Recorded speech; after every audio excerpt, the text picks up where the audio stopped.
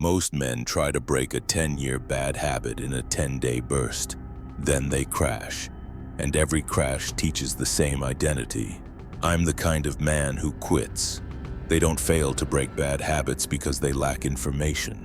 They fail because they attack the habit the wrong way.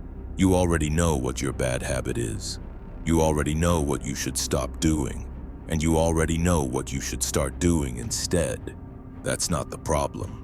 The problem is how you try to break it. You go to war emotionally. You wait until you're angry enough, ashamed enough, or motivated enough. And when that emotional surge hits, you try to destroy the habit all at once. Cold turkey, extreme discipline, zero tolerance. For a few days it works, and then life shows up. Stress, fatigue, pressure, a bad day, a weak moment, and the habit comes back. Not because you're weak, but because your strategy was. Every failed attempt does more damage than the habit itself, because each failure teaches your brain something dangerous. I try, I fail, I give up. Over time, the habit stops being the problem. The belief becomes the problem. You stop seeing the habit as something you can break and start seeing it as something that controls you. That's why most men don't just repeat bad habits. They repeat failed patterns. Modern advice tells you to want it more, to push harder, to stay motivated. But motivation is unstable, and unstable tools don't break stable habits. If you want to break a bad habit for good, you don't need more intensity. You need a system that works even when motivation is gone. That's exactly what the Spartans understood. They didn't try to overpower weakness in one strike. They weakened it day by day, until it could no longer stand. And that is the system you're about to learn. If breaking a bad habit were only about stopping behavior, most men would have solved it years ago. You've stopped before, for days, sometimes for weeks, and yet you always return. That return is not accidental, it's structural. You don't return to the habit because you miss it. You return because something underneath it remains unchanged. That thing is purpose. In ancient Greece, purpose was not abstract, it was functional. Every action had a direction. They called that direction telos. Your bad habit survives because it serves a function in your life. It regulates stress, it dulls pressure, it fills silence. It gives relief when you feel overwhelmed or disconnected. Until that function is replaced, the habit will always come back. This is where most men make a critical mistake. They focus on removing the habit without replacing what the habit provides. They try to eliminate behavior while leaving the void intact, and nature does not tolerate voids. So the habit returns, not because you want it, but because something needs to occupy that space. Telos solves this problem. Telos is not a motivational slogan, it's a direction of identity. It answers one question clearly. What kind of man is this behavior serving? Most men try to quit a habit while still living like the same man who needed it. Same stress, same chaos, same lack of structure, same avoidance of responsibility. You cannot break a habit while remaining the man who depends on it. That's not psychology, that's reality. Telos forces alignment. You stop asking, how do I quit this habit? And you start asking, what kind of man no longer needs this habit? A man with standards, a man with responsibility, a man whose days have direction. Without telos, discipline feels like punishment. With telos, discipline feels like maintenance. You're not forcing yourself to change. You're maintaining the man you're becoming. That is the difference between temporary resistance and permanent separation from the habit. Once telos is clear, the habit loses its authority because it no longer fits the direction of your life. And when behavior contradicts identity, behavior always loses, but clarity alone is not enough. Knowing who you're becoming does not automatically change what you do. That requires training, and that is where the next principle begins. Once telos is clear, a man understands why he must change, but understanding alone does not break a habit. Habits don't respond to insight, they respond to repetition. This is where most men make their second mistake. They assume discipline is a personality trait, something you either have or you don't. That belief is false. In ancient Greece, discipline was trained deliberately. They called it askesis. Askesis means practice, training, repeated action under controlled conditions. Not intensity, not motivation, training. Modern men try to overpower habits with force. Askesis weakens them through consistency. Here is the core idea you need to understand. You do not break a bad habit by attacking it directly. You break it by building a stronger opposing pattern. That pattern must be so small it does not trigger resistance. Most habits survive because they are automatic. They run without thought, without effort. So trying to defeat them with effort is a losing strategy. Askesis works differently. It introduces a new action that is small, repeatable, and non-negotiable. Not impressive, not difficult, reliable. A glass of water when you wake up. 5 push-ups before sleep. 1 minute of stillness before opening your phone. These actions are not about results. They are about proof. Every time you complete a small action, you provide evidence to your nervous system. I follow through. That evidence accumulates and something important happens. You stop seeing yourself as a man who is trying to change and start seeing yourself as a man who acts consistently.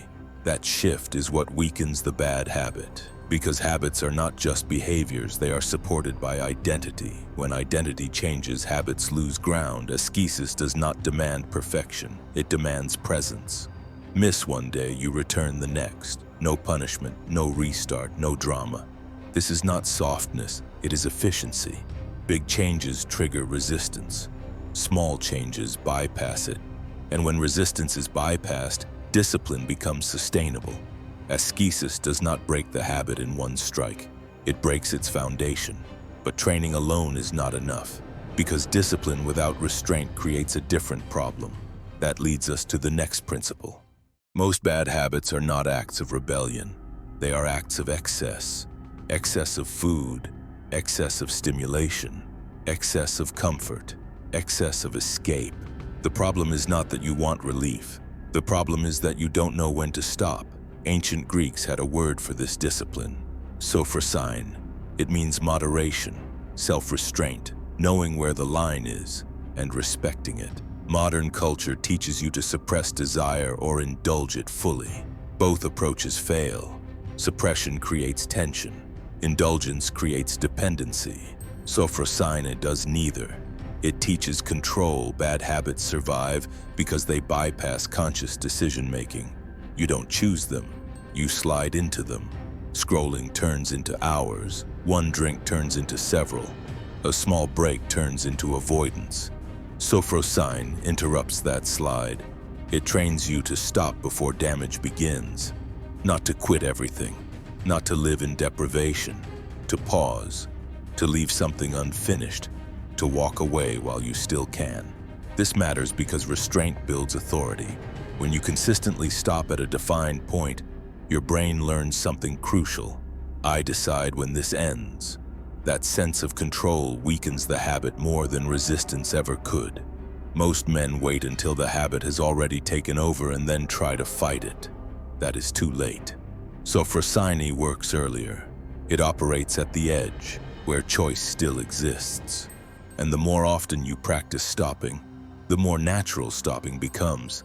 This is how appetite is retrained, not by force, by repetition. And when appetite is no longer in control, bad habits lose their leverage. But restraint alone does not guarantee consistency, because there will be days when restraint fails. And what happens after failure determines whether the habit survives or dies. That is the next principle. Most men don't lose to bad habits on their worst days. They lose the day after. The habit doesn't win when you slip. It wins when you decide that slipping means you're back where you started. That decision is usually automatic. I failed. I ruined it. I might as well continue. This is not weakness. It's faulty interpretation. Ancient systems understood something modern advice ignores. Failure is inevitable. Interpretation is optional. The Spartans and Stoics used a simple mental anchor for this moment. Memento. Remember. Remember who you are building. Remember the cost of returning to the old pattern. Remember that time is moving whether you act or not. Memento is not comfort, it is clarity. One bad decision does not erase structure, but abandoning structure does. Most men treat a slip as proof of inadequacy. That is incorrect. A slip is information. It tells you where pressure is strongest, where structure is weakest, where appetite overpowered restraint. If you respond emotionally, the habit grows stronger. If you respond structurally, the habit weakens. Memento forces you to step back into the frame. You do not punish yourself, you do not negotiate, you do not restart from zero. You continue. The same small action, the same boundary, the same standard. This is where identity is forged. Anyone can behave well when conditions are perfect. Only disciplined men return to structure after disruption. Bad habits rely on one lie above all others. If you fail once, you've failed completely. Memento breaks that lie. It reminds you that the path is not broken by missteps, it is broken by abandonment. And once a man stops abandoning himself, habits lose their final advantage. Because now they are no longer fighting motivation.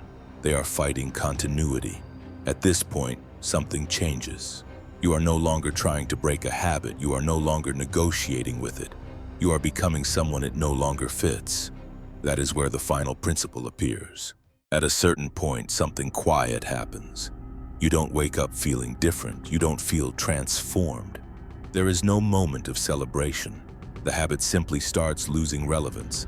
Not because you fought it harder, but because it no longer fits the man you are becoming. The Romans had a word for this state: virtus. Virtus is not intensity, it is not motivation, it is not discipline as performance. Virtus is character, it is the ability to act in alignment with your standard without internal debate. At this stage, the habit doesn't disappear overnight, it weakens. It has fewer openings, less leverage, less authority, because your days now have structure, your actions now have consistency, your identity now has weight. You no longer ask, should I resist this? You ask, why would I return to something beneath my standard? That question ends the struggle. Virtus is when discipline stops feeling like control and starts feeling like maintenance. You are not forcing yourself to behave. You are maintaining the man you've built. This is why bad habits don't truly die through confrontation. They die through displacement. They are replaced by a stronger pattern, a clearer direction, a stable identity. And once identity stabilizes, habits have nowhere to attach. That is the difference between quitting a habit and outgrowing it. At this point, the system should be clear. Breaking a bad habit is not about force, it is about replacement. You remove nothing until something stronger is in place. That is what this system does. Telos gives direction. Ascesis builds consistency. Sophrosyne controls appetite. Memento protects continuity. Virtus stabilizes identity. Each principle solves a specific failure point. Together they break the habit for good. Now let's make this practical. You don't need a full plan. You don't need a complete reset. You don't need motivation. You need one controlled action. Choose one behavior that meets 3 conditions. It is small. It is repeatable. It is impossible to justify skipping. Not impressive. Not difficult. Something you can execute even on your worst day. That action becomes your ascesis. You perform it daily. Same time, same condition. You don't stack habits. You don't optimize. You don't add intensity. You protect consistency. At the same time, you define one boundary. One stopping point. That is your sophrosyne. You decide in advance where excess ends, not when you're tired, not when temptation is strong. Before, when you slip, and you will, you do not dramatize. You use memento. You remember the direction. You remember the cost of returning. You continue the structure the next day. No punishment, no restart, no negotiation. Over time, something unavoidable happens. Your behavior becomes predictable. Your word becomes reliable. Your identity solidifies. And that is when virtus appears, not as an idea, as a fact. At that point, the habit no longer defines you. It becomes an old pattern that no longer fits. You don't resist it. You don't fight it. You simply don't return to it, because you are no longer the man who needs it. This is not fast. It is permanent.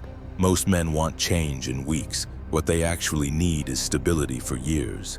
Time will pass regardless. The only question is whether your habits will remain the same or whether your identity will. If you want to break a bad habit for good, stop chasing motivation. Build structure. Train discipline. Maintain standards. That is the Spartan system. And it works because it respects reality.